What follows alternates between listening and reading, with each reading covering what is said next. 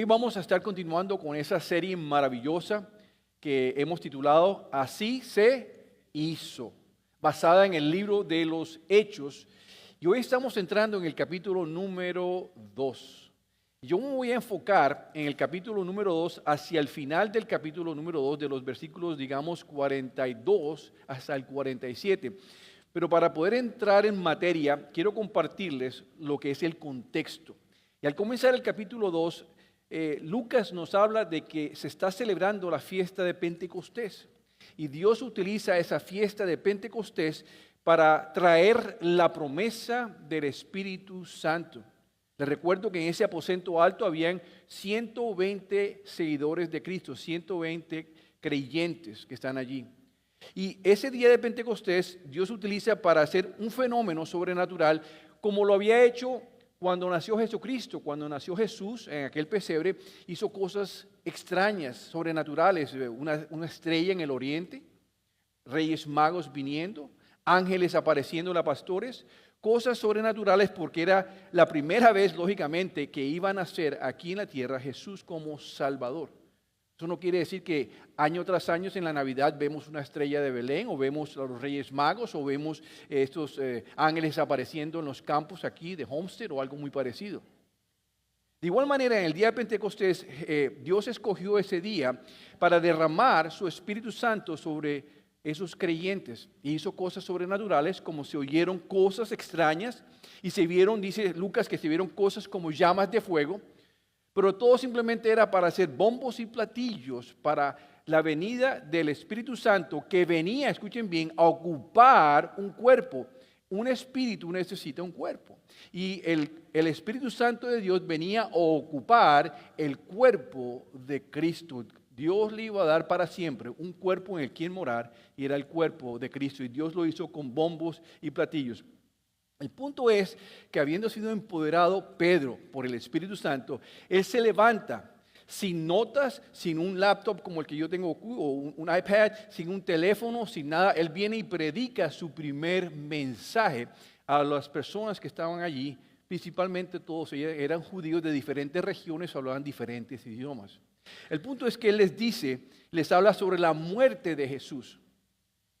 Y les dice que los judíos, la élite judía, con la ayuda de los gentiles, de los romanos, habían crucificado a Jesús, pero que Dios había demostrado que Él era el Señor y Mesías, habiéndolo resucitado de entre los muertos. Ese mensaje les toca el corazón, les atraviesa el corazón, y esos judíos que están allí preguntan, ¿qué podemos hacer? Y Pedro les dice claramente, arrepiéntanse de sus pecados, vuélvanse a Dios y bautícense en el nombre de Jesús. El versículo 41 del libro de los Hechos, capítulo 2, termina diciendo, y ese día ellos hicieron eso, y 3,000 personas fueron añadidas a la iglesia. 3,000 más 120 eran en ese momento 3,120 personas. Ese es el contexto con que comenzamos nosotros el capítulo 2 en la área donde voy a hablar, porque vamos a hablar un poco de esa primera comunidad cristiana que es muy similar a la que tenemos aquí en CIU. Vamos a ver cómo podemos aplicar eso a nuestras vidas porque es bien, bien importante. Pero antes de eso quiero hacerles una pregunta. ¿Alguna vez a usted les ha interesado la flojera como profesión? Se ríen, ¿verdad? Pero no es algo nuevo, eso ya existe. Se llama el dudeísmo. El dudeísmo es el culto a la flojera. Es el culto a la pereza programada. Fíjese bien que el dudeísmo fue creado alrededor del 2005. 20 años después, digamos, hoy en día, ya tienen más de 800,000 ministros del dudeísmo. Usted lo puede encontrar en el internet. Ellos tienen su propia universidad. Pueden sacar un doctorado si ustedes quieren. Tienen sus propias creencias. Tienen su propia página de internet donde usted puede comprar camisetas, puede comprar calcomanías, puede comprar libros. Y están en las redes sociales. Doctrinalmente, cuando uno habla de la palabra doctrina, quiere decir cuál es la enseñanza. Doctrinalmente, su enseñanza es bien práctica. Esto es lo que enseñan. Predicamos el no predicar. y practicamos lo menos posible. Y si lo que busca es una buena onda, una buena nota, pasarla bien chévere, dice, únete a nosotros cuando te termines de pasar tu siesta. Tremendo, ¿verdad? Esta filosofía ilustra dos cosas bien interesantes para nosotros. Nos ilustra la necesidad que tiene nuestra sociedad de pertenecer. Nuestra sociedad, el mundo fuera de estas paredes, quiere pertenecer a algo. Quieren ser comunidad. Pero también nos ilustra que la fragilidad moral de las personas, el deterioro espiritual en el mundo que está fuera de estas paredes, la fragilidad del mundo. Y fíjense bien que el judaísmo va añadiendo ministros a montones, van creciendo, 800,000 ministros en menos de 20 años tienen ellos así. Y la estrategia es sencilla. La estrategia para hacer eso es hacer nada. La estrategia del judaísmo para crecer es hacer nada. Es el culto a la pereza, es el culto a la flojera. Yo quiero que consideren lo siguiente. Si el hacer nada añade por montones ministros al judaísmo, el hacer algo para Cristo añade montones de personas para el cristianismo. Y eso es lo que vamos a ver. Si el hacer nada puede añadir personas, ministros para el judaísmo, entonces el hacer algo puede añadir personas para la iglesia local. La pregunta es, ¿qué es ese algo que debemos hacer? La respuesta es que debemos hacer o debemos tener una buena salud espiritual. Digan conmigo, debemos tener una buena salud espiritual. Así como un análisis de sangre le permite a usted saber cómo está usted internamente, cómo está su colesterol, triglicéridos y demás elementos, para poder usted saber cómo está su buena salud física. Hoy vamos a ver qué es lo que es necesario para tener una buena salud espiritual. Hoy vamos a trabajar en hacer un análisis espiritual de nuestras vidas. ¿Por qué? Porque cuando nosotros tenemos los resultados de un análisis de sangre, ¿cuántos de ustedes han hecho un análisis de sangre? La mayoría de todos nosotros, ¿verdad? Cuando usted recibe los resultados de ese análisis de sangre, usted encuentra unos valores óptimos. Y cuando esos valores óptimos están fuera de rango, están en rojo, entonces el médico físico de ustedes les prescribe solución, les dice, tienen que bajar un poco de peso, tienen que hacer un poco de ejercicio o tienen que prescribirle algún tipo de medicamento, es algo normal. En forma similar, hoy vamos a identificar a través del libro de los Hechos, vamos a identificar los parámetros óptimos para que usted pueda tener una buena salud espiritual, para que usted pueda determinar cuáles son los parámetros óptimos de una buena salud espiritual de la iglesia. Y cuando yo me refiero aquí a la iglesia, estoy hablando de dos tipos de grupos o personas. A nivel personal, me estoy refiriendo a usted como creyente. Si usted es un creyente, si usted es un cristiano, usted es la iglesia. Aunque decimos que la iglesia es el edificio, eso es algo que hemos adoptado. La iglesia no es un edificio, la iglesia es una persona, es usted. Entonces me estoy refiriendo a usted como iglesia, de tal manera que usted puede evaluar y verificar cómo a nivel personal está su salud espiritual y poder hacer los ajustes necesarios. Pero también cuando me refiero a la iglesia, me voy a referir al conjunto de creyentes que hacen parte de una iglesia local, como en el caso de CIU. ¿Cómo está la salud de CIU como iglesia al compararla con los parámetros óptimos de salud de una iglesia según el libro de los Hechos? Estos parámetros que voy a compartir con ustedes son 7 acciones que tú y yo debemos tomar para tener una buena salud. Entonces, vamos a hacer dos cosas. Cuando entraron aquí, les entregaron un tubito, ¿verdad? Vamos a sacar ese tubito y yo voy a estar hoy de doctor espiritual. Me voy a poner mi vestimenta de doctor espiritual y los voy a llevar a ustedes a través de un análisis. Cuando ustedes van donde el médico para hacer una prueba de sangre, le sacan un tubito así de sangre, ¿verdad? Más grande, o 7 de estos.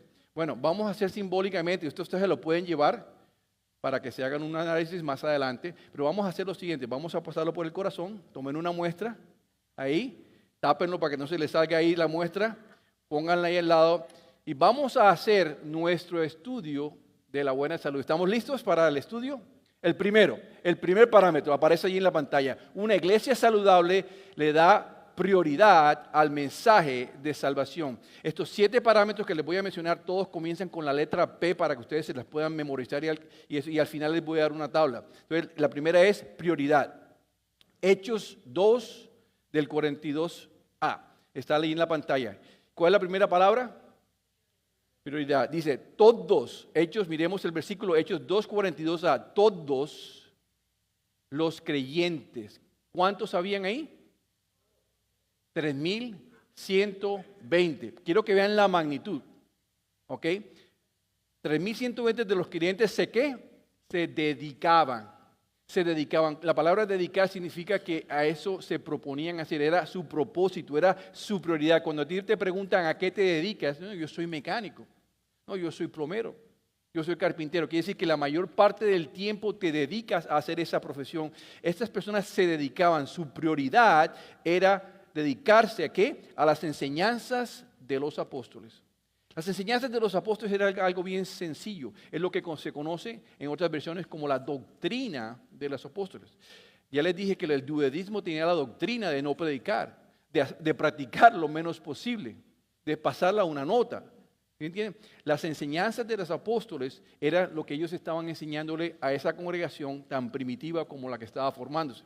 Y fíjense bien que estos hombres no tenían ningún doctorado, no tenían 30 años en el ministerio, no tenían ningún estudio teológico para ese momento, pero sí conocían una cosa, conocían a Jesús y el poder de su resurrección. Ellos ya sabían la razón por la cual Jesús había muerto, entendían que había muerto para pagar por los pecados de la humanidad y eran testigos oculares. Cuando comenzamos el libro de los Hechos, vemos que Lucas nos dice que Jesús pasó 40 días con ellos, comiendo con ellos, cenando con ellos, tocando, abrazándose, todo para que ellos pudieran ser testigos oculares de que Jesús estaba vivo y pudieran ser efectivos en su ministerio. Y a eso se dedicaban, a enseñar sobre la muerte y resurrección de Jesús. Algo muy sencillo. Tan es así que este apóstol llamado Pedro, que era un simple pescador, un hombre que tenía las manos llenas de callos de coger las redes, que olía a pescado, y él vino y predicó su primer mensaje sin notas, sin presenter, sin alabanza, y preguntó y dio su mejor mensaje para predicar sobre el mensaje de salvación. Y en forma similar, escuchen bien, un creyente saludable, un cristiano saludable, una iglesia saludable se enfoca en las responsabilidades de la gran comisión. ¿Cuáles son esas responsabilidades? Compartir el mensaje de salvación, hacer discípulos y bautizar a cristianos. La pregunta para ustedes, ¿cómo está este valor en su vida? ¿Cómo está este parámetro? ¿Está usted compartiendo el mensaje de salvación? ¿Está usted haciendo discípulos? ¿Está usted bautizando cristianos? Y es todos. Lo que quiero que vean que esto no es responsabilidad del pastor, no es responsabilidad de algunos líderes, no es responsabilidad de los que están aquí en la alabanza. Dice 3,120 personas que tenían la peor educación posible de esos tiempos. Ustedes son más educados, estaban compartiendo el mensaje, estaban haciendo discípulos y estaban bautizando. ¿Cómo está su prioridad? Esto nos lleva al segundo parámetro que aparece en la pantalla. Una iglesia saludable, la P, de practica el compañerismo bíblico. Hechos 2 del 42c, dice así, una vez más, todos, 3,120 personas, los creyentes se dedicaban a las enseñanzas de los apóstoles y a la ¿qué? A la comunión fraternal, a participar juntos en las comidas, entre ellas la cena del Señor. Al final del servicio hoy vamos a compartir la cena del Señor como lo hacía la iglesia primitiva. La comunión fraternal es compartir tu vida cristiana con otros cristianos. La comida no es la clave del éxito de la comunión fraternal simplemente facilita el ambiente. La clave no es lo que estén comiendo. Puede que no haya comida y puede haber comunión fraternal. Pero si solamente hay comida y no hay nada más, no hay comunión fraternal, porque la comida no es la clave del éxito. Lo que es el éxito es la gente. Durante la comunión fraternal, las vidas de los creyentes, de los cristianos, se está conectando por algo en común que los atrae. Hay algo como un imán que los atrae. Esa atracción no tiene nada que ver, gracias a Dios, con tu lindo rostro, porque algunos no lo tenemos tan lindo, lo tenemos feo, entonces puede haber todavía comunión fraternal. O sea que no tiene nada que ver con tu cara bonita o tu cara fea. Dios es el autor intelectual de la comunión fraternal a través de su agente. ¿Y cuál es ese agente? Pues Pablo nos dice cuál es el agente en Filipenses. Vayamos a Filipenses 2, del 1 al 2, que dice lo siguiente. Y aquí Pablo hace unas preguntas retóricas que la respuesta es sí. Pero oigan lo siguiente. ¿Hay algún estímulo en pertenecer a Cristo? Sí. ¿Existe algún consuelo en su amor? Claro que sí. ¿Tenemos en conjunto alguna comunión en el Espíritu? Pablo nos revela que la comunión fraternal se hace solamente a través del Espíritu Santo. Es para creyentes, es para cristianos solamente. ¿Tienen ustedes un corazón tierno y compasivo? Se supone que sí. Entonces Pablo va a decir, y realmente lo dice de parte de Dios, entonces háganme verdaderamente feliz. Es la oportunidad de hacer a Dios feliz, poniéndose de acuerdo de todo corazón entre ustedes, amándose los unos a los otros y trabajando juntos con un mismo pensamiento y un mismo propósito. Escuchen bien, el compañerismo bíblico, la comunión fraternal, depende absolutamente del Espíritu Santo. Depende de nuestra comunión con el Espíritu Santo a través de mi actitud hacia otras personas. No podemos decir, no, yo tengo tremenda comunión con el Espíritu Santo, pero mi actitud con otras personas no está allí. Hermanos, les digo, no están teniendo comunión fraternal. La comunión fraternal se hace claramente en el poder de estar de acuerdo los unos con los otros, en el poderse amar los unos a los otros, en trabajar juntos con un mismo pensamiento y un mismo propósito. Allí es donde están teniendo esa comunión fraternal con otros hermanos en Cristo. Y fíjense una cosa, si este parámetro de la comunión fraternal está fuera de valor, es decir, si está en rojo, si muchas veces a ustedes le ponen en el reporte médico que el colesterol lo ponen en rojo porque está por fuera de los niveles, los triglicéridos lo ponen en rojo porque está por fuera del nivel. Si la comunión fraternal está en rojo, este parámetro afecta a todos los demás parámetros que estoy mencionando. El ministerio se afecta porque no hay comunión fraternal. El dar y el recibir se afecta porque no hay comunión fraternal. La oración que ustedes tanto dependen se afecta porque no hay comunión fraternal. ¿Qué prescribe el médico? ¿Qué prescribe el médico? Que revisemos nuestra comunión con Jesús. ¿Qué tanto tiempo estás pasando con Jesús? ¿Qué tanto tiempo estás pasando leer la Biblia? ¿Qué tanto tiempo estás adorando y glorificando a Dios semana tras semana? Porque ¿qué tipo de comunión fraternal vamos a ofrecerle a otros miembros de la iglesia, a otros cristianos, si yo ni siquiera estoy teniendo comunión fraternal con mi Padre Celestial a través de Jesús? Y lo que sucede es que todo lo que tú vayas a hacer, lo vas a hacer en el poder de la carne y no en el poder del Espíritu que se requiere para que haya comunión fraternal. Y cuando yo hago todo en el poder de la carne, eso se llama compromiso y no compañerismo. Ambas comienzan con C, compromiso y compañerismo. Pero el compañerismo es puro esfuerzo de la carne y el compromiso se acaba.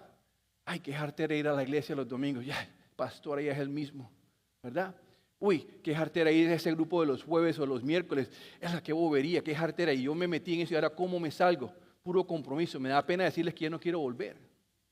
Entonces todo se vuelve compromiso y no compañerismo. No hay el deleite de pertenecer a la comunión fraternal porque hace falta el ponernos de acuerdo. Hace falta el amarnos los unos a los otros. Hace falta trabajar juntos con un mismo pensamiento y un mismo propósito. Así que la pregunta es, ¿cómo está su comunión fraternal con las demás personas en el contexto de la iglesia? Esto nos lleva al tercer parámetro que aparece en la pantalla. Una iglesia saludable que persevera en la oración.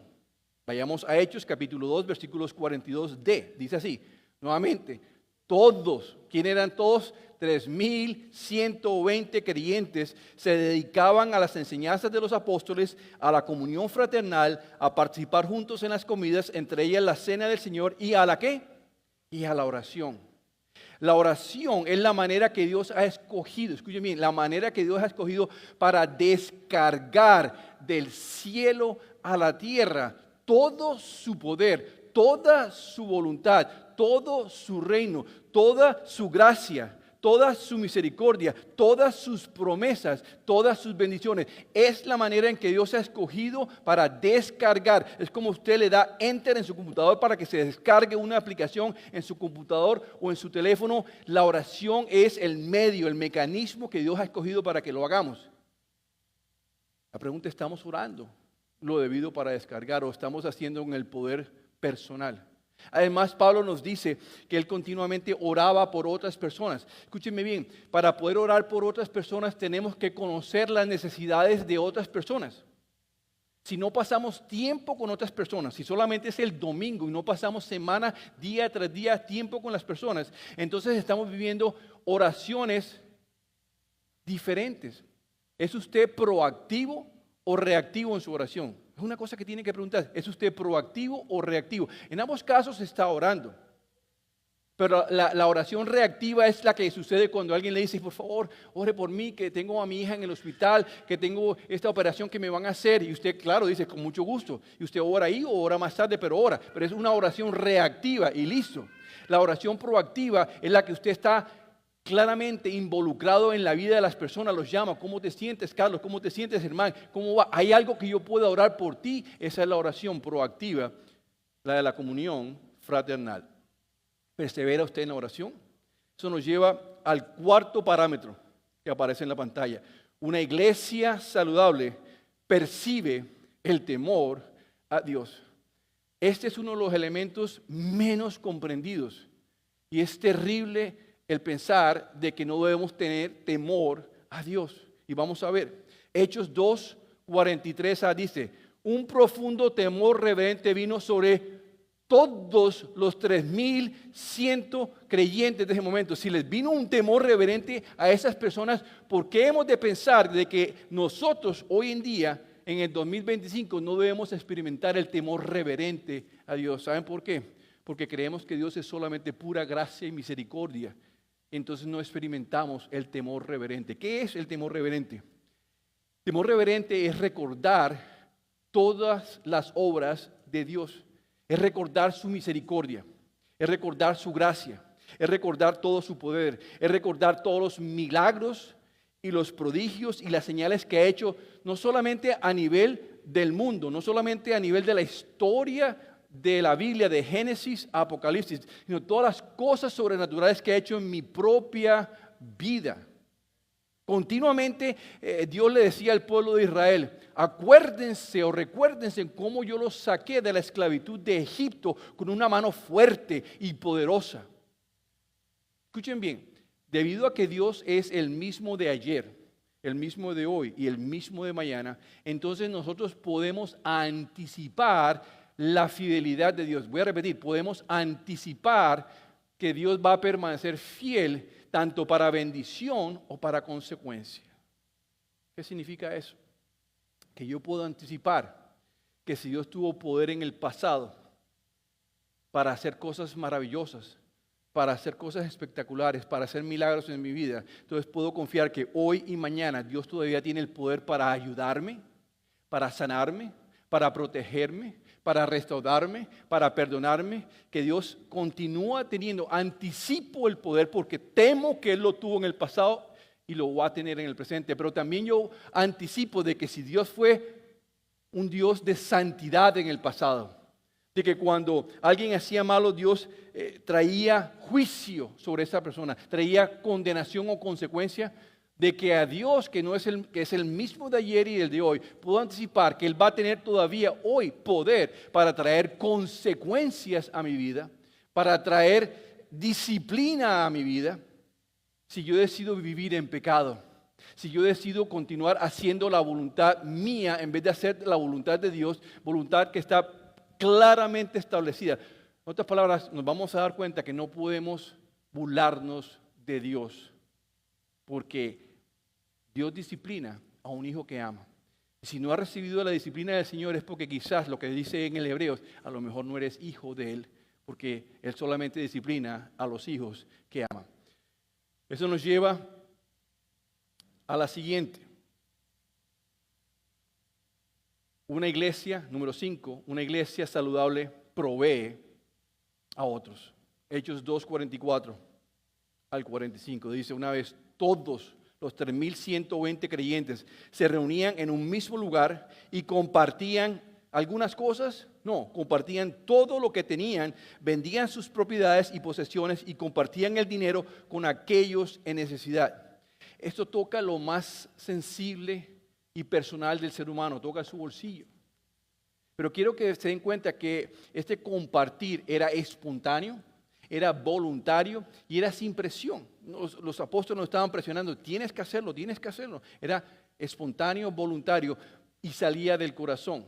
Y escuchen bien, todos ellos estaban tan unidos, tan juntos, tan en confraternidad espiritual, que ellos se veían a ellos mismos como si fueran un solo cuerpo, una sola unidad. A tal punto que veían la necesidad de aquel o de aquella persona como si fuera su propia necesidad, porque hacían parte de un solo cuerpo.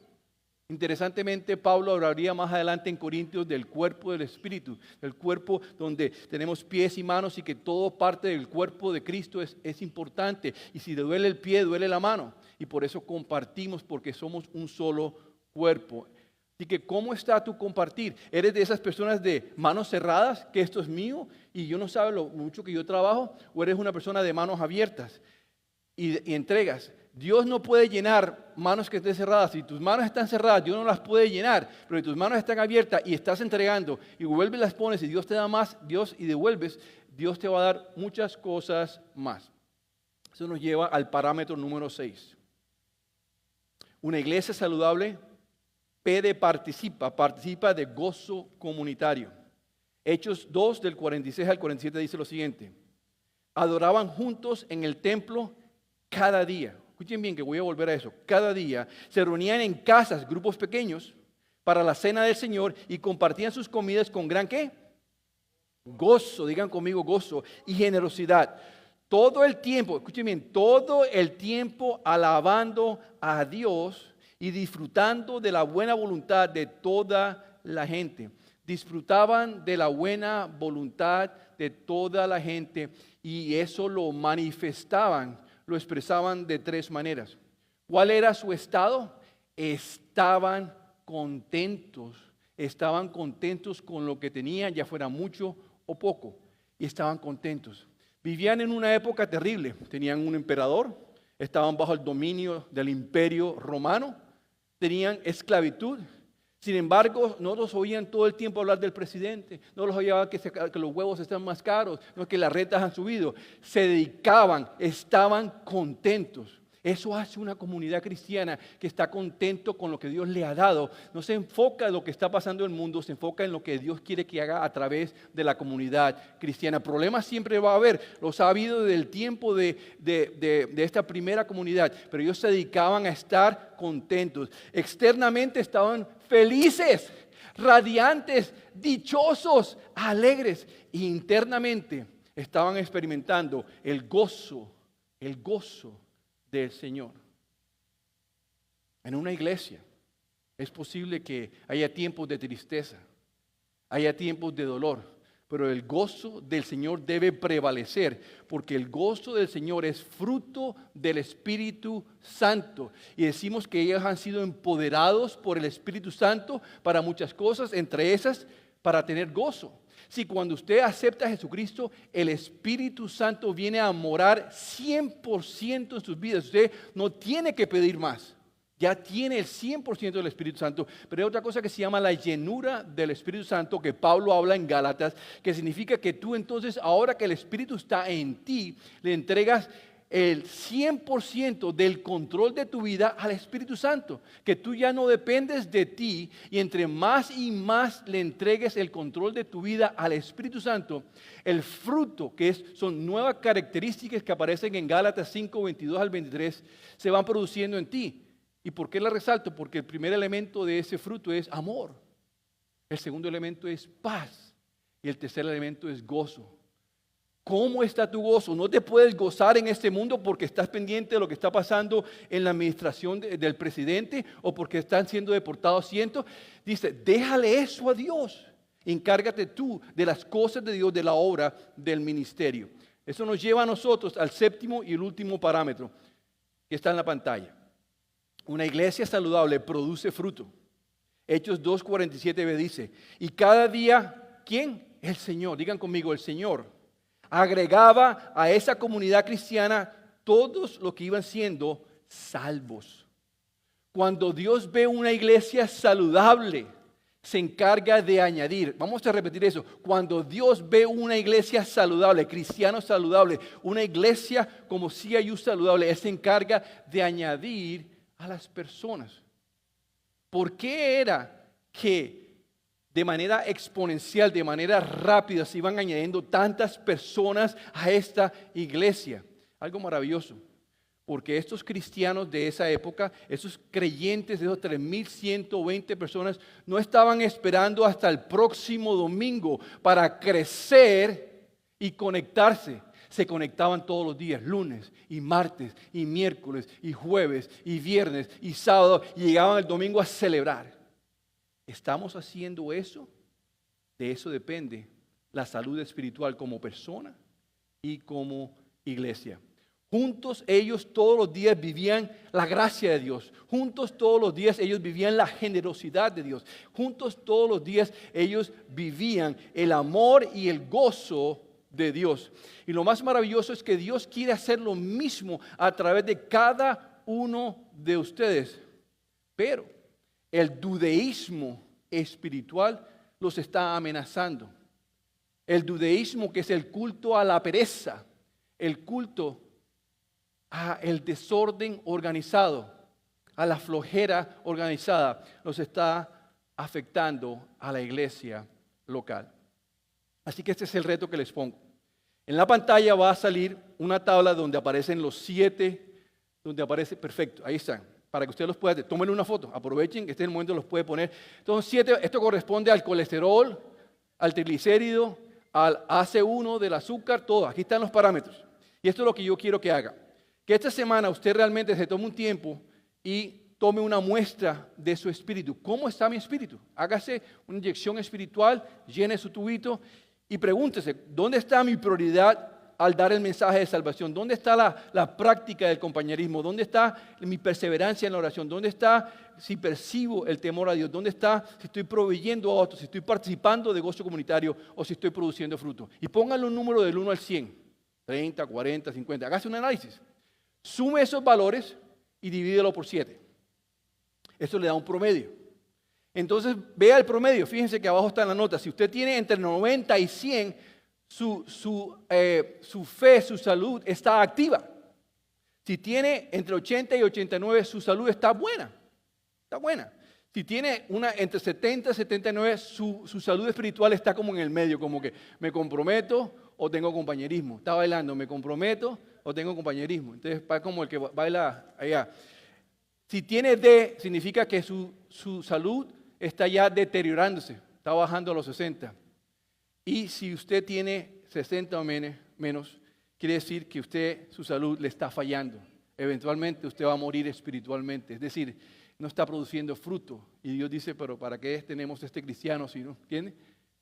El punto es, esta semana hágase el examen y quiero que observe los siguientes síntomas. Cuando usted va donde el médico, usted le dice, doctor, a mí me duele la cabeza. Oye, me tengo un dolor por acá. Oye, he tenido mareo. He tenido esto así como que va con los síntomas, ¿verdad? Y el doctor más o menos trata a través de los síntomas y el análisis de saber cómo está. Quiero que observe si usted tiene estos síntomas que le voy a decir. Escúchelos. ¿Tiene fiebre espiritual? A lo mejor usted tiene una infección pecaminosa. Necesita antibióticos. ¿Tiene un dolor de cabeza espiritual? A lo mejor usted tiene pensamientos comprometidos. Sus pensamientos los está comprometiendo con el mundo. ¿Tiene vómito espiritual? A lo mejor usted está intoxicado con las mentiras del mundo. Usted necesita conocer la verdad que lo va a hacer libre. ¿Tiene de pronto cáncer espiritual? Está cundido de consejos del papá y de la mamá y del abuelito y de la tía y de las noticias y está escuchando más todos esos consejos que escuchar el consejo de la palabra de Dios. ¿Qué es la verdad que dice la palabra de Dios? Eso produce cáncer espiritual. ¿Tiene Alzheimer espiritual? Te has olvidado de temer a Dios. Te estás olvidando porque vives solamente del lado de la gracia. ¿Tienes artritis espiritual? La flojera y la pereza no te dejan avanzar en la obra del ministerio. ¿Tienes tristeza espiritual?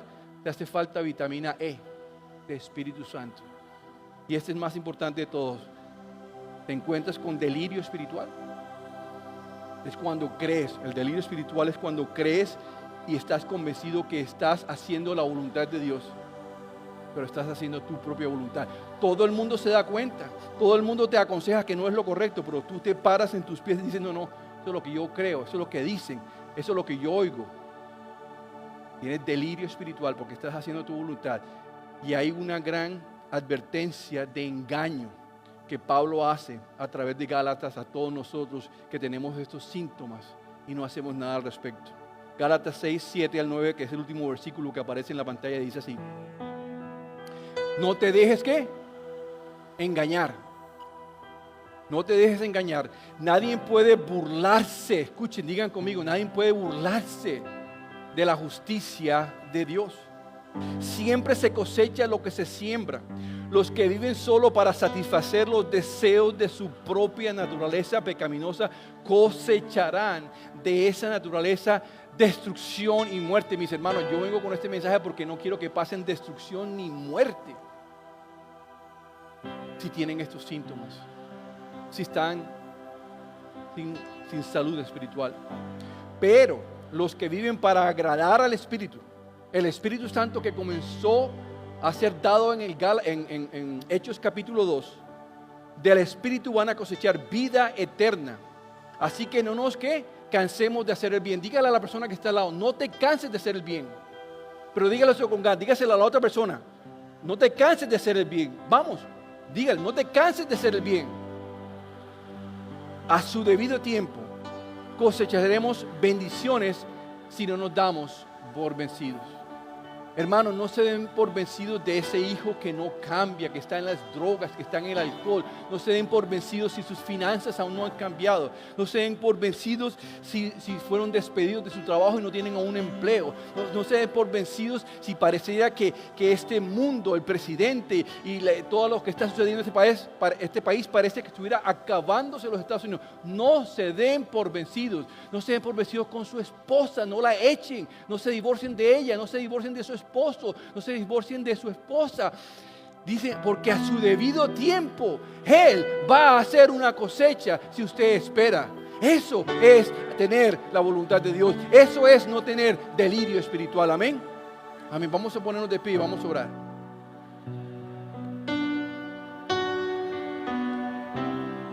Oh Padre Santo, estamos aquí como iglesia, sometidos realmente al doctor espiritual por excelencia, tu Espíritu Santo.